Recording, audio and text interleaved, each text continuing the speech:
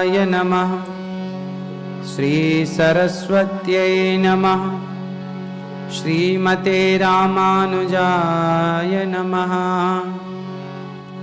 नारायणं नमस्कृत्य नरं चैव नरोत्तमं देवीं सरस्वतीं व्यासं ततो जयमुदीरयेत्।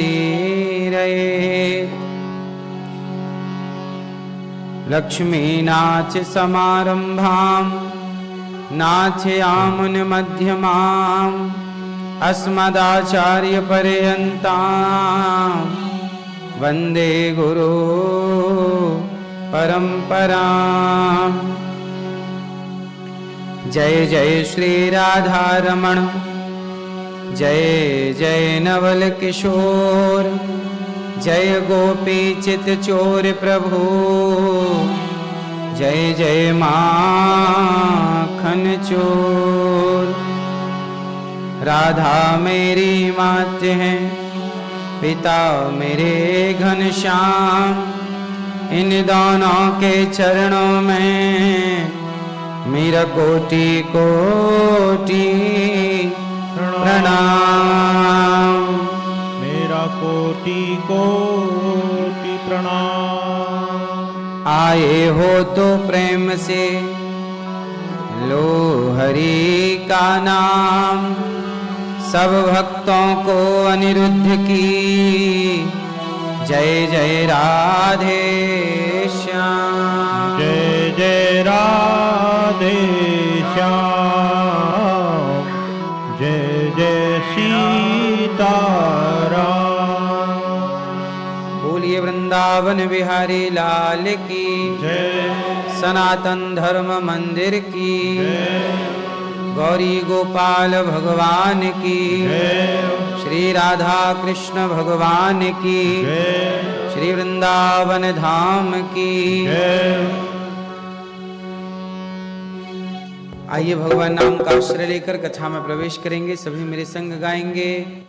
राधे राधे जप चले आएंगे बिहारी, राधे जप चले आएंगे बिहारी, राधे राधे जप चले आएंगे बिहारी, राधे राधे जप चले आएंगे बिहारी, आएंगे बिहारी चले आएंगे बिहारी, आएंगे बिहारी चले आएंगे बिहारी। राधे राधे राधे राधे राधे राधे जप चले आएंगे बिहारी, राधे राधे जप चले आएंगे बिहारी। श्याम श्याम मेरे श्याम, श्याम श्याम मेरे श्याम, श्याम श्याम मेरे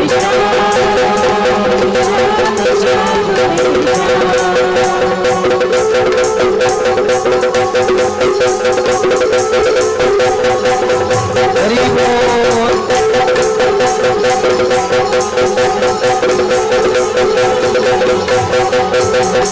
राधा रानी में सिर तो स्वाद है बिहारी, राधा रानी में सिर तो स्वाद है बिहारी, राधा रानी गंगा तो धार है बिहारी, राधा रानी गंगा तो धार है बिहारी। राधे राधे राधे राधे राधे राधे जप चले आएंगे बिहारी, राधे राधे जप चले आएंगे बिहारी, राधे राधे जप चले आएंगे बिहारी। आएंगे बिहारी चले आएंगे बिहारी, आएंगे बिहारी चले आएंगे बिहारी। राधे राधे राधे राधे राधे राधे जप चले आएंगे बिहारी, राधे राधे जप चले आएंगे बिहारी। श्याम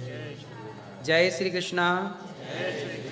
राधे राधे। राधे राधे। कैसे हैं आप लोग? ठीक है। हम सुनाएंगे अभी कथा कि गंगा में हम सब डुबकी लगा रहे हैं और हमारे स्वामी जी धर्मगुरु डॉक्टर श्री संजय आर शास्त्री जी, जिनके द्वारा हम सब कथा की गंगा में डुबकी लगा पा रहे हैं, एक बार ताली बजाकर स्वामी जी का स्वागत करें। डॉक्टर संजय आर शास्त्री जी परीक्षित बने हैं प्रदीप एवं समिता जी, अस्मिता, प्रदीप जी, अस्मिता आचार्य फैमिली और धर्मपाल जी और पुष्पा पासी जी, पासी फैमिली। आप परीक्षित बन के कथा का रसपान कर रही हैं और कर रहे हैं। जीवन मिला है तो सत्संग थोड़ा सा जरूर कर लेना चाहिए। कल की कथा हम लोगों ने सुनी और कथा की गंगा में हमने जाना कि राजा परीक्षित जी को 7 दिन में मरने का श्राप लग गया। परीक्षित जी ने हाथ जोड़ के सुखदेव जी से यही सवाल किया, गुरुदेव मुझे 7 दिन में मरना है, बताओ मैं क्या करूं। गई बहुत थोड़ी रही नारायण अवचेत, काल चिरैया चुग रही निज दिन आयु खेत। हम सबकी आयु बहुत लंबी नहीं है, बहुत थोड़ी सी जिंदगी बची है। तब सुखदेव जी कहते हैं परीक्षित जी, राजा परीक्षित जी से कहा, सुखदेव भगवान ने बरीयाने सते प्रश्न क्रतो लोकहितं आत्मविद सम्मतः पुंसां श्रोतव्या दिशुयः परः। आपने बड़ा ही उत्तम प्रश्न किया है कि जिसे जल्दी मरना हो वो क्या करे। तब सुखदेव जी कहते हैं कि राजन, निद्रया ह्रियते नक्तम, केवल एक सुर दिए रहो बस। निद्रया ह्रियते नक्तम व्यवायेन च वावयः, दिवाचार्थे हया राजन कुटुंब भरणेन वा। हम सबकी जिंदगी बहुत ज्यादा है कि बहुत कम? आप सबकी जिंदगी बड़ी है कि छोटी? बहुत बड़ा नहीं है जीवन, थोड़ा सा है। क्या करें? सुखदेव जी कहते हैं कि हमें क्या करना चाहिए। निद्रया ह्रियते नक्तम, कम सोना चाहिए। कितना सोना चाहिए? कम। ज्यादा क्या करना चाहिए? भगवान का चिंतन। ज्यादा से ज्यादा क्या करना चाहिए? भगवान का चिंतन। समय जो बच जाए, समय जो मिल जाए, बचे हुए मिले हुए समय में भगवान का भजन करना चाहिए, भगवान को याद करना चाहिए। समय सार्थक कैसे होता है? भगवान का चिंतन करके। सोने से, कबीरा सोकर क्या करे, उठकर जपो मुरारी, एक दिन तो है सोव ना लंबे पैर पसारे। आप सब लोग एक दिन ऐसी नींद में सोएंगे कि आपको कोई जगा ना पाएगा। सोना तो सबको है, इसलिए कम से कम सोइए। कितना? कम से कम 7 घंटे की नींद बहुत है। कितने घंटे सोना चाहिए? बस। लेकिन लोग रात दिन में भी सोते हैं और रात को भी सोते हैं। आप लोग सोते हैं कि नहीं? वैसे यहां आप लोग ज्यादा नहीं सोते होंगे, क्यों हैं? यहां ज्यादा नहीं सोते होंगे। अच्छा ये बताओ, भारत में ज्यादा सुख है आप लोगों को कि अमेरिका में ज्यादा सुख है? हैं? तो भारत के भक्तों, आप लोगों को ऐसा लगता है कि अमेरिका में लोग बहुत सुखी हैं। यहां सुखी नहीं है। सब अपनी अपनी टॉयलेट साफ कर रहे हैं, सब वॉशरूम साफ करने में लगे हैं, सब झाड़ू पोंछा लगा रहे हैं। यहां कोई नौकर चाकर नहीं है। हाँ या ना? भारत में तो 50,000 रुपया कमाने वाले के पास भी 2-3 नौकर होते हैं, और यहाँ 1 करोड़ कमाने वाले के पास भी 1 नौकर नहीं है। हाँ या ना? यहाँ लोग नौकर नहीं रख पाते, क्योंकि यहाँ नौकर रखना बहुत महंगा है। तो जिंदगी अच्छी भारत की है, इसलिए भारतवासियों को खुश रहना चाहिए कि आप बहुत सुखी हैं। दूर के ढोल सुहावने लगते हैं। भारत के लोगों को लगता है कि अमेरिका के लोग कितने सुखी हैं, लेकिन अमेरिका में आकर के जब देखा जाए तो लगता नहीं, इस धरती में सबसे ज्यादा सुख जीवन का भारत में ही है। हाँ या ना? भारत के पुष्पों में सुगंध है, यहाँ के पुष्पों में सुगंध, हाँ, यहाँ के फूल भी फीके हैं। हाँ या ना? भारत की धरती में गंगा है, यमुना है, नर्मदा है, सरस्वती है, कावेरी है, संत हैं, भक्त हैं, भगवान की धरा है। इसलिए पूरी दुनिया को लोग मेरे से पूछते हैं कि भाई भगवान ने अवतार भारत में ही क्यों लिया? 24 अवतार हुए भगवान के। कितने अवतार? 24। 24 अवतार भारत में हुए। राम कहाँ हुए भारत में? कृष्ण कहाँ हुए? नरसिंह कहाँ हुए? वामन कहाँ हुए? धनवंतरी कहाँ हुए? पूरे अवतार आप देखेंगे, सारे अवतार भारत में हुए। एक किसी ने कहा कि एक अवतार अमेरिका में हो जाता, एक लंदन में हो जाता, एक कहीं और हो जाता। नहीं, जब आप पूरी दुनिया घूमेंगे तब आपको पता लगेगा कि पूरी धरती, हमने लंदन को भी देखा, हमने ऑस्ट्रेलिया को भी देखा, हम यहाँ भी देख रहे हैं अमेरिका को, हमने दुबई को भी देखा। बहुत सारे देश हैं जो देख चुके हैं और बहुत सारे देश हैं अभी जो देखना बाकी है। लेकिन सबको देखने के बाद ये निष्कर्ष निकलता है कि सबसे सुंदर स्थान धरती में कहीं है तो भारत है। इसलिए तो भगवान ने भारत को चुना है, इसलिए ना भगवान। इसलिए गंगा कहाँ है? इतनी बड़ी धरती है पर गंगा और कहीं नहीं। इतनी बड़ी धरती है पर नर्मदा कहीं और नहीं है। इतनी बड़ी धरती है, यमुना कहीं और नहीं है। इसलिए धन्य है वो भारत की भूमि जहाँ भगवान प्रकट होते हैं। जिस धरती पे आने के लिए भगवान भी लालायत रहते हैं। हाँ या ना? ऐसी धरती है, ऐसी भारत की भूमि को हम सब प्रणाम करें। बोली भारत माता की, भारत माता की। सुखदेव जी कहते हैं तस्मात् भारत सर्वात्मा, देखो भारत का नाम भागवत जी में, तस्मात् भारत सर्वात्मा भगवान ईश्वरो हरि श्रोतव्य। जिसे कम जिंदगी मिली हो, जिसे जल्दी मरना हो, वो क्या करे? श्रोतव्य। आपको ज्यादा क्या करना चाहिए? सुनना चाहिए। क्या सुनना चाहिए? क्या सुनना चाहिए? निंदा, चुगली, ज्यादा से ज्यादा श्रोतव्य कथा। जब कथा कानों से जाती है तो केवल कथा नहीं जाती कानों से, कथा के द्वारा कृष्ण ही प्रवेश करते हैं।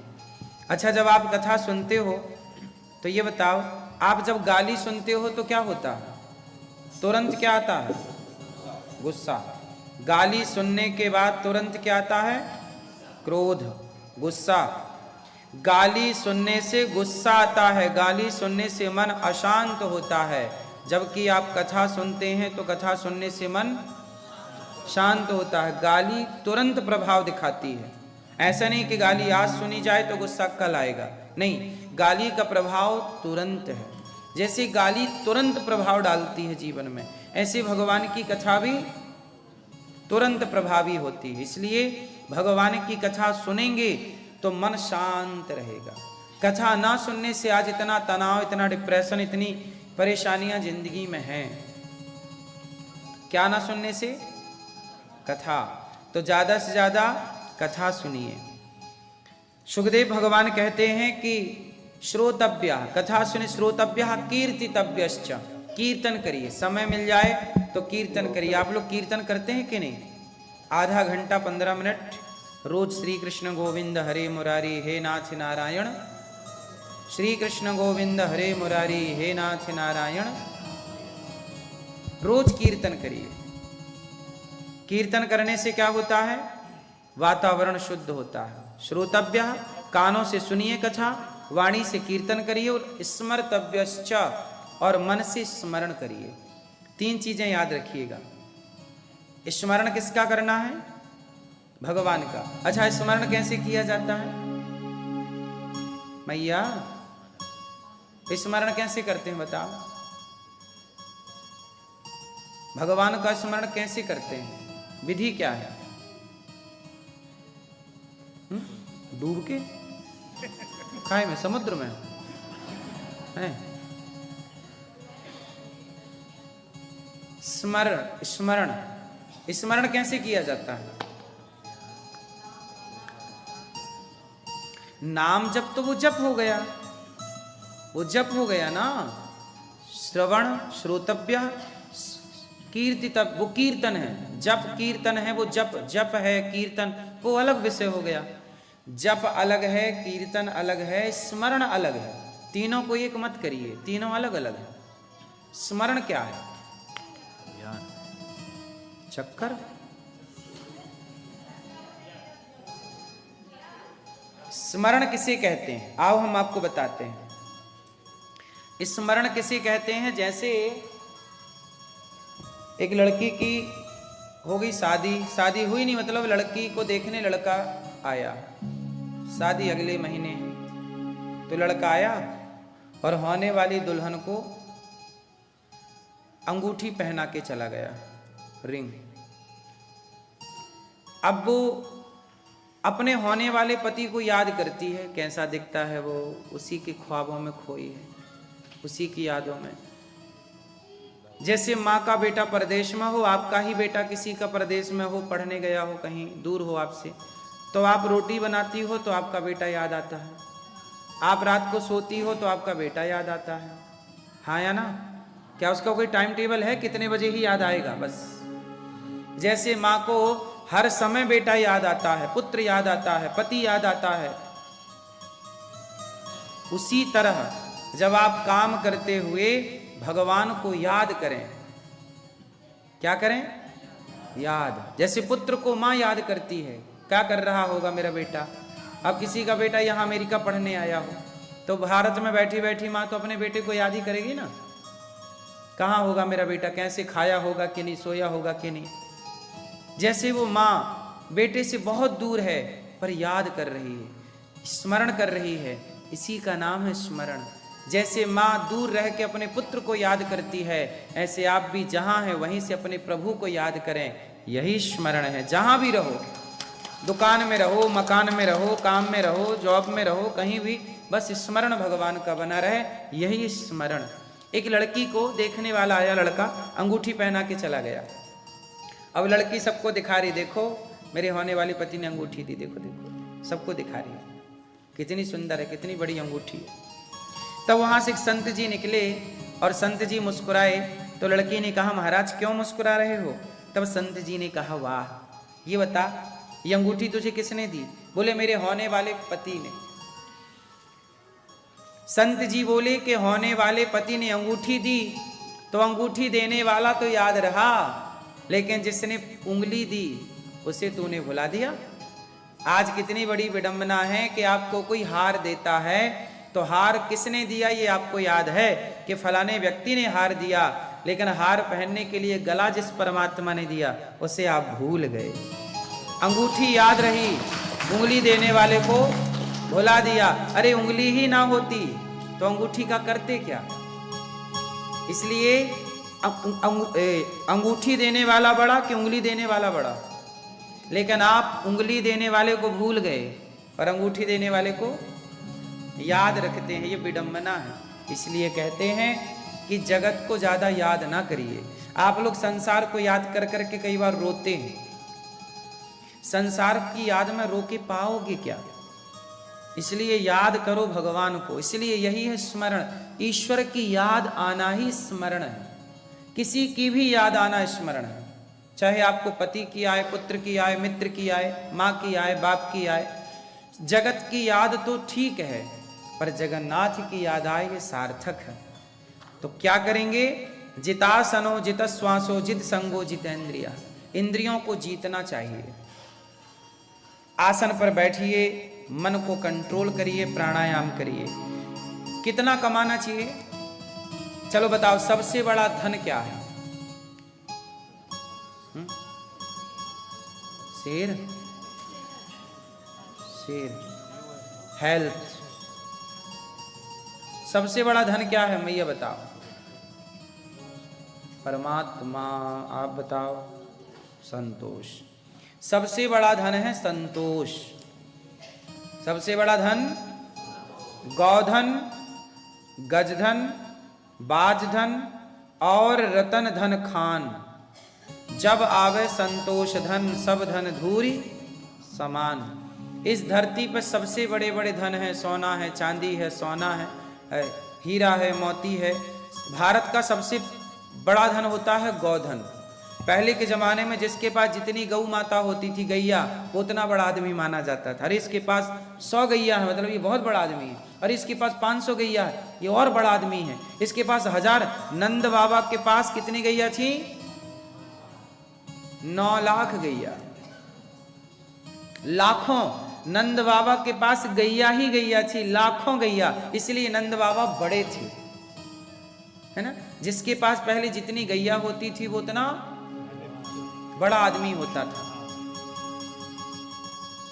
तो गौधन बोलते हैं उसे। कौन सा धन? गौधन। फिर दूसरा है गजधन। गज मतलब हाथी। लोग हाथी पालते थे। गौधन, गजधन। बाजधन। बाज होते थे, घरों में लोगों के हंस हुआ करते थे। और रतन धन खान। सोना, चांदी, हीरा, मोती, ये सब धन है। लेकिन ये सारे धन हैं, पर फिर भी मन में संतुष्टि नहीं है, संतोष नहीं है। तो ये सारे धन बेकार हैं, क्योंकि ये सब धन है पर संतोष नहीं है। इसलिए मूल में कौन सा धन बचा? मैया सुनना भी है मेरी माँ, वरना वीडियो बनाने में लगी रहो। तो सबसे बड़ा धन कौन सा? आप में से कितने लोगों को संतोष है? बताओ, आपको संतुष्टि है? अच्छा, भगवान ने आपको जितना दिया है वो ज्यादा है कि कम है? आपकी हैसियत से कम है या ज्यादा? संतुष्टि है कि नहीं? इसलिए जितना है, जो प्राप्त है, उसे पर्याप्त मानिए। क्या मानिए? पर्याप्त। और हर हाल में प्रसन्न रहिए। प्रसन्न वही रह सकता है जो संतुष्ट है। जो संतुष्ट नहीं है वो कभी खुश नहीं रह सकता। यदि आप खुश हैं मतलब आप संतुष्ट हैं। आप खुश नहीं हैं इसका मतलब आप संतुष्ट नहीं हैं। हाँ या ना? इस संसार में खुश वही लोग हैं जो संतुष्ट हैं, वरना अडानी अंबानी भी परेशान है, बिल गेट्स भी परेशान है। हाँ या ना? संतुष्टि नहीं है तो कोई भी सुखी नहीं है। और संतुष्टि है तो रिक्शा चलाने वाला भी खुश है। दिन भर रिक्शा चलाता है, शाम को पत्नी और बच्चों के साथ आके खिलखिला के हंसता है, पेड़ की छांव में टूटी सी खाट में सोता है। और आपको जितनी बढ़िया नींद नहीं आती, उससे बढ़िया नींद उसे आती है, जबकि उसके पास खटिया भी टूटी है। हाँ या ना? आपके पास बड़ी बड़ी लग्जरी गाड़ियां हैं, उसके पास साइकिल भी नहीं है, लेकिन संतुष्टि है। इसलिए ना भारत के साधु पेड़ की छांव में भी इतने खुश हैं कि आप महलों में रह के भी इतने खुश नहीं हैं, क्योंकि उनकी इच्छाएं नहीं है। और आपकी क्या है? जितनी जिसकी कामना उतना उसका दुख। रावण की कामना इतनी थी कि रावण की कामना ने उसे सर्वनाश तक पहुंचा दिया। काश रावण ने पराई स्त्री की इच्छा ही ना की होती तो कौन रावण का क्या बिगाड़ लेता? बोलो। तो हमारा पतन कौन करती हैं? हमारी इच्छाएं। कोशिश करिएगा कि इच्छाएं ना हो। क्या ना हो? इच्छाएं ना हो। इच्छाएं उतनी हों जितनी जरूरी हैं। कितनी इच्छाएं जरूरी हैं? रोटी, कपड़ा, मकान। आपके पास खाने को पर्याप्त रोटी हो, पहनने को कपड़े हो, रहने को मकान हो। इसके बाद जो भी पैसा आता है उस पैसे को कहाँ लगाओ?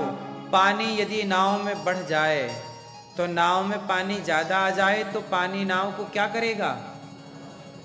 इसलिए पानी को क्या करना पड़ता है? उलीछना पड़ता है। उलीछना मतलब निकालना। पानी बाढ़े नाव में, घर में बाढ़े दाम, तो दोनों हाथ उलीछियो, यही सयानो काम। नाव में पानी बढ़ जाए तो उलीछना चाहिए, मतलब खाली करना चाहिए, वरना वो पानी नाव को डुबा देगा। घर में ज्यादा पैसा आ जाए तो दोनों हाथ से दान करना चाहिए, वरना वही पैसा तुम्हारी बुद्धि भ्रष्ट कर देगा और पतन का कारण बना देगा। पैसा पाप भी कराता है और पैसा पुण्य भी कराता है। बोलो हाँ। पैसे से दो काम होते हैं, पाप और पुण्य। बताओ पैसे से पाप कैसे होता है? पैसे से पाप कैसे होता है? आपके पास ज्यादा पैसा है तो आपने पैसे से पाप कौन सा किया? नाचने वाली को घर पे बुला लिया, चल घर पे ही नाच। वारों में जा रहे हैं, क्लबों में जा रहे हैं, पराई औरतों के कंधे पे हाथ रख के आप भांगड़ा डिस्को कर रहे हैं। क्या है ये पाप है कि पुण्य है? तो पैसे से आप क्या कर रहे हैं? क्या कमा रहे हैं? फिर पराई स्त्री के संग नाच रहे हैं तो ये पाप है। तो पैसा ही तो पाप करा रहा है। यदि पैसा ना होता तो आप क्लबों में क्यों जाते? बोलो हाँ। क्योंकि क्लबों में कोई गरीब आदमी नहीं जा सकता ना, पैसे वाले ना जाएगा, और जाके वहां पाप और पैसे से पाप भी हुआ। क्लबों में गए, गलत काम किया। कुछ लोग क्या करते हैं, नचनियों को बुला लेते हैं और अपने मुंह पर नोट फंसाते हैं और उससे कहते हैं तू निकाल। हाँ क्या सही बोल रहे हैं?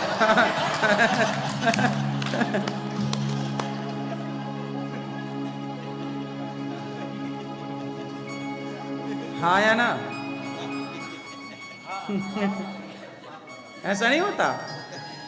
अब यहां क्या होता है मुझे नहीं पता, पर बहुत जगह ऐसा होता है कि नाचने वाली आ रही है और वो नाच रही है और एक बूढ़ा सा आदमी मुंह पे नोट फंसाया है। ठीक है, तो पैसे का ये भी एक काम है, तो ये पाप है। लेकिन एक पैसे का दूसरा भी उपयोग है कि आप पैसे वाले हैं, भगवान ने आपको दिया है, तो आपने क्या किया कि आपने किसी भूखे के लिए भोजन की व्यवस्था करा दी। किसी के पास कपड़े नहीं है तो आपने कपड़े दे दिए। किसी बेटी का ब्याह नहीं हो रहा है, उसका बाप बहुत गरीब है, बेटी के ब्याह का खर्चा नहीं उठा पा रहा है, तो आपने उस बेटी का कन्यादान ले लिया, कन्यादान आपने कर लिया। ये भी काम पैसे से होंगे। आप किसी को 4 रोटी खिलाएंगे ना, उसके लिए आपको पैसे चाहिए। बोलो हाँ। तो पैसे चाहिए, बिना पैसे के आप किसी को रोटी का दान कैसे करेंगे? तो पैसे से रोटी भी आप खिला के पुण्य कमा सकते हैं। आप पैसे से प्याऊ लगवा सकते हैं, पैसे से आप किसी के पाँव में जूता पहना सकते हैं, पैसे से आप किसी अनाथ बच्चे को पढ़ा लिखा के उसे उसके पाँव पे खड़ा कर सकते हैं। पैसे के बहुत उपयोग हैं। पैसा हमारे पास आया, ये दास अनिरुद्ध के पास जब पैसे आए तो हमने उस पैसे का क्या किया? देखो, हमने सबसे पहले भागवत करनी शुरू की।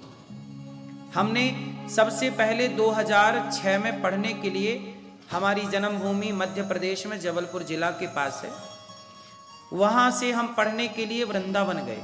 2006 17 जुलाई 2006 में हमने पढ़ाई की 2006, 7, 8, 9, 10। फिर 2007 से ही हमने काम भी शुरू कर दिया, पढ़ते भी और भक्तों को कथा भी सुनाते। ऐसे करते करते जब 2010 आया, 2011 आया, 12 आया, 15 आया, तो हमने कथाएं शुरू कर दी।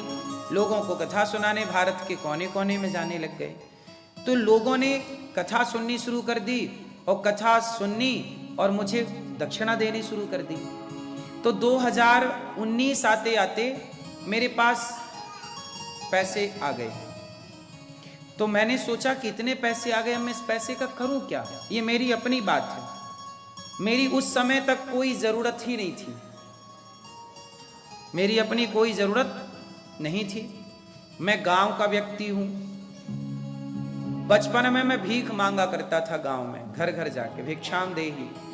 इतनी गरीबी थी घर में कि हमारी माँ तभी भोजन बनाती थी जब हम भिक्षा लेके आ जाते थे। हम जाते थे भिक्षा मांगने। भिक्षा समझते हैं? भीख बोलते हैं गांव में। भीख मांगने जाते थे तो गांव में माताएं सुपड़ा होता ना, सूपा, सुपड़ा जानते हैं आप? उसमें सीधा लगा के देती थी। सीधा समझते हैं? आटा, दाल, चावल, थोड़ा नमक के ढेला। तो हम झोली लेके जाते थे 3, तो आटे को खाली करें, चावल में चावल को, दाल में दाल को मिलाएं। कोई लोग आलू भी दिया करते थे 2-4, तो कोई नमक का ढेला भी देते थे। तो वो सब हम लाते थे। और हमारे पिताजी और हम एक मंदिर में रहते थे। जैसे ये मंदिर है ना, तो हमारे गांव में एक मंदिर है आज भी। तो वो मंदिर है गांव के मालगुजारों का। मालगुजार समझते हैं? गांव में होते हैं बड़े पैसे वाले, जमींदार बोलते हैं जिसे। जमींदार मतलब बहुत पैसे वाले। उनका था मंदिर। तो उस मंदिर में उन लोगों ने हमारे पिताजी को पुजारी के रूप में रखा था। मतलब हमारे पिताजी उस मंदिर में नौकरी करते थे। नौकरी किसकी? भगवान की, पूजा। और वो लोग हमें, पिताजी को 1000 रुपये महीना देते थे। पहले तो गांव में क्या होता ना, मंदिरों में जमीनें लगी रहती हैं। तो हमारे जो मंदिर में थी उसमें 9 एकड़ जमीन थी। किसका बच्चा खो गया क्या? किसका है ये?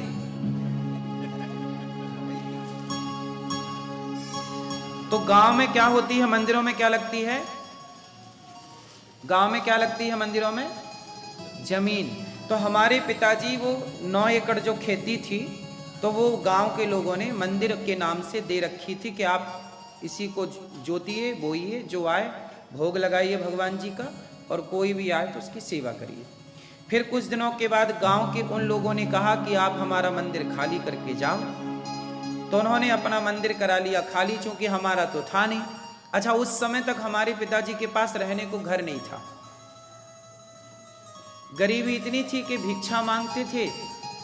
वो जमीन उन्होंने वापस ले ली जो दी थी, 9 एकड़ वापस ले ली।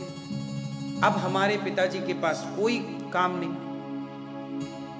पूजा भी उन्होंने बंद करा दी कि आप मंदिर की पूजा नहीं करेंगे। उन्होंने दूसरा पुजारी बुला लिया। तो अब हम लोग हो गए बेरोजगार। तो अब घर में ये स्थिति थी कि पैसे नहीं थे, रोटी कहाँ से आए।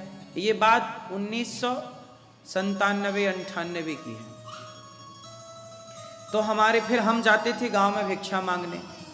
तो भिक्षा मांग के जो लाए उसी से फिर धीरे धीरे करके पिताजी ने एक छोटा सा घर बनाया। उस घर में आज भी हम लोग रहते हैं गांव में, और उसी घर में रह करके सब सेवाएं करते हैं। तो भिक्षा मांगते थे, जो मिल जाए खाते थे। कोई संत आ जाए तो उसी से खिलाते थे। फिर हमने भागवत पढ़ी और फिर काम शुरू किया तो पैसे आने लग गए।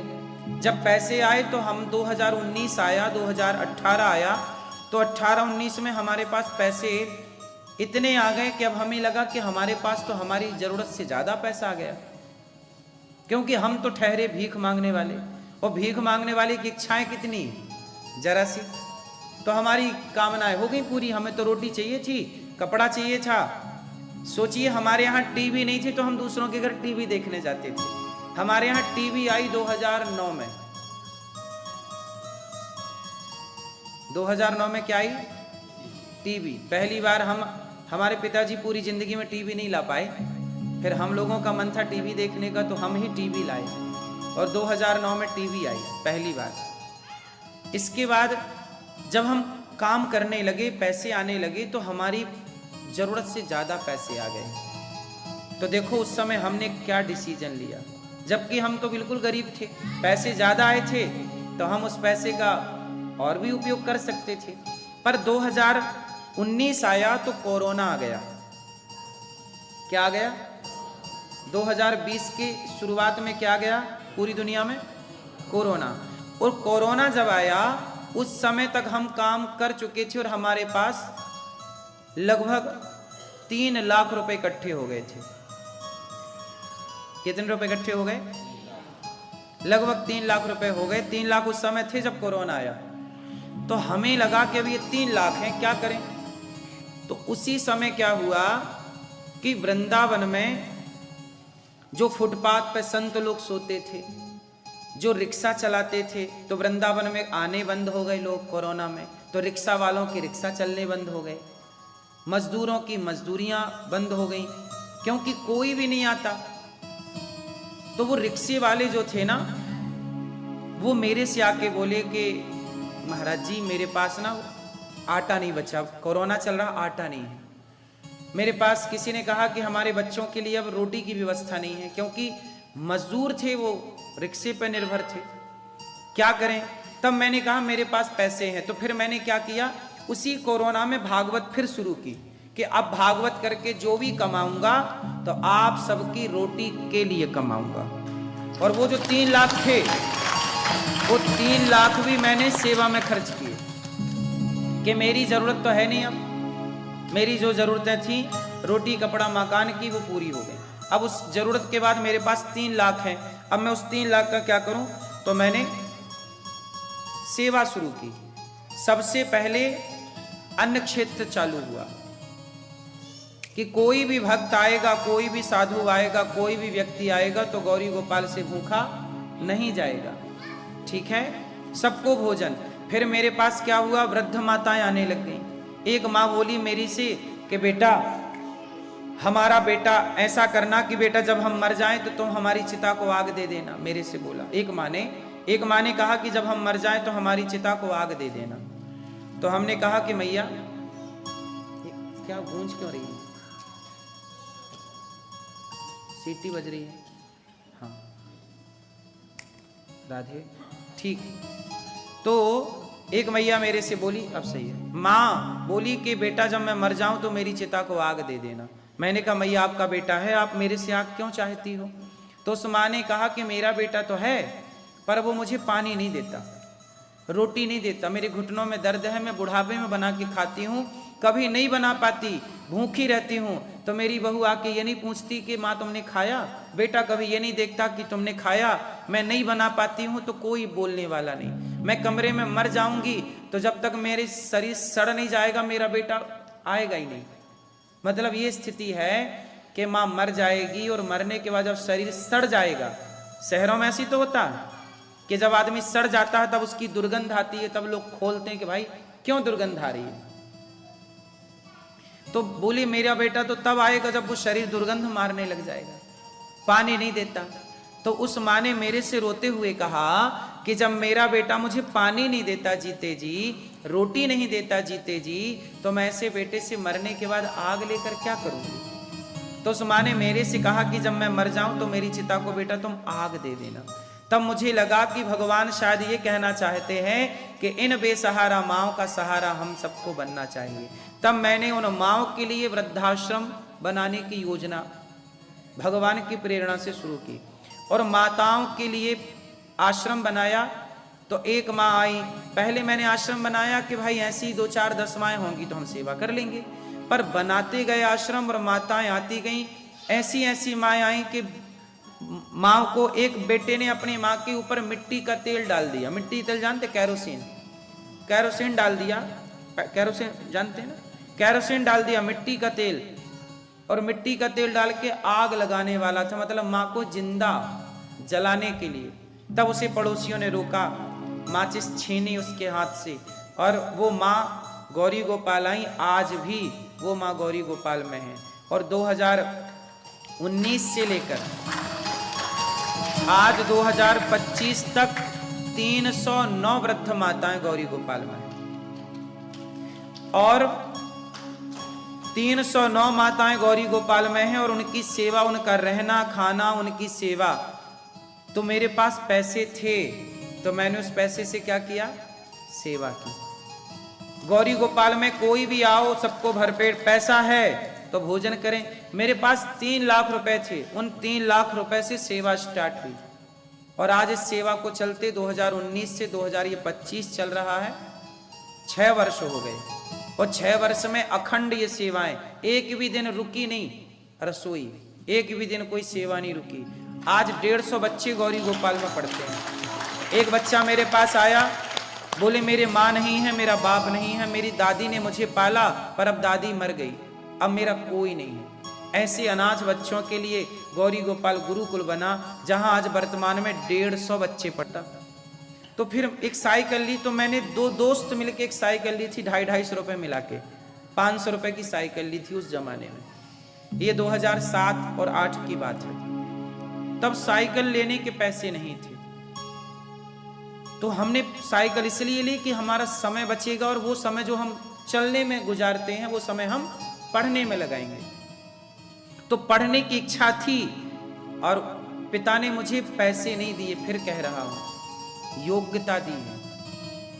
आपसे यही प्रार्थना है कि जो मेरे पिता ने मुझे काबिलियत दी है वही मैं अपने बच्चों को दूंगा। बच्चों को दौलत नहीं दूंगा मैं 1 रुपए।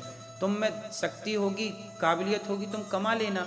हम जो पैसा कमाएंगे समाज की सेवा में लगाएंगे, क्योंकि वही हमारा धन चलेगा। यही है पुण्य। ये क्या है मेरी माँ? ये पुण्य है। इसलिए आप लोग किसके लिए कमाते हो? बच्चों के लिए। बच्चों के लिए काहे अपना दिमाग खराब करते हो? बच्चों के लिए पैसे की जरूरत नहीं होती।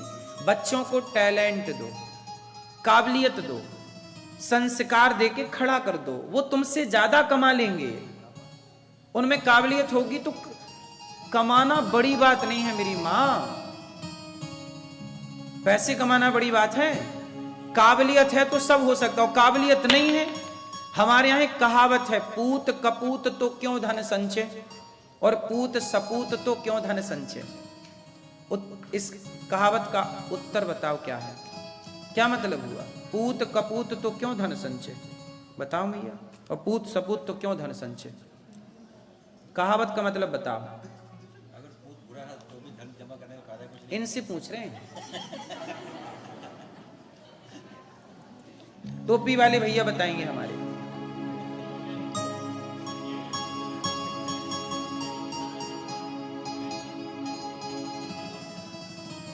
सुंदर।